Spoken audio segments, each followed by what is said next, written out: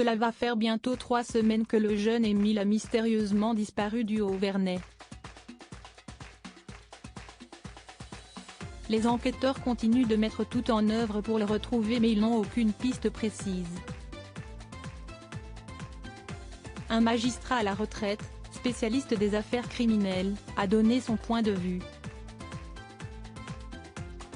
Il vaut peut-être mieux ne plus compter les jours depuis la disparition du petit Émile, 2 ans et demi, tant celui-ci donne le vertige. Le garçonnet qui était gardé par ses grands-parents au Haut-Vernay s'est comme volatilisé. Et les enquêteurs n'ont toujours pas l'ombre d'une piste, que ce soit un accident, un enlèvement, un meurtre.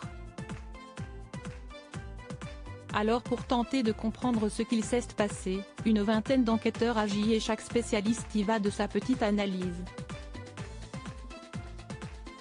Si est-il le cas de Jacques Dallet, magistrat honoraire à la retraite, qui a été interviewé par VAR Matin, mercredi 26 juillet. Passionné d'affaires d'homicide, il a sorti un livre sur les affaires criminelles non résolues, Call de case. S'il n'a pas d'explication rationnelle à la disparition du jeune Émile, pour lui, celle d'un loup ou d'un aigle qui aurait attaqué l'enfant est complètement fantaisiste. Il pense plutôt à une mort par accident ou l'enlèvement et la séquestration comme pour la petite Maëlys suivie de mort. Troisième possibilité un peu tirée par les cheveux, si est-il que l'enfant ait été victime des agissements de sa famille.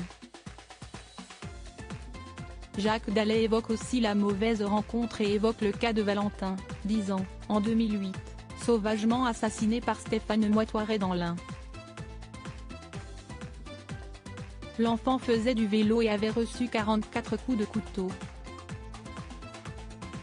Le magistrat retraité raconte aussi qu'il est arrivé plusieurs fois que des enfants ont été retrouvés morts pas très loin de leur domicile et tout le monde est passé à côté. Ce fut le cas de Djouka Tronche, un adolescent qui avait disparu en 2015, ses ossements ont été retrouvés en 2021, à 800 mètres de chez lui. Les jours et mois peuvent passer et un jour un promeneur retrouvera des ossements. Comme cela a été le cas pour les disparus de la forêt de Boscodon dans les Hautes-Alpes. 6 personnes y ont disparu en 25 ans, raconte-t-il. Piste qu'il rejette plus fermement en revanche, celle de la disparition liée à quelque chose de sexuel car, comme il l'explique, cela touche plutôt les enfants entre 7 et 12 ans.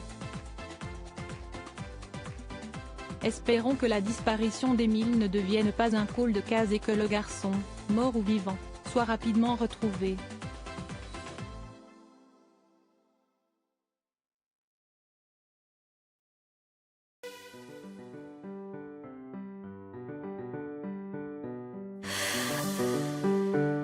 나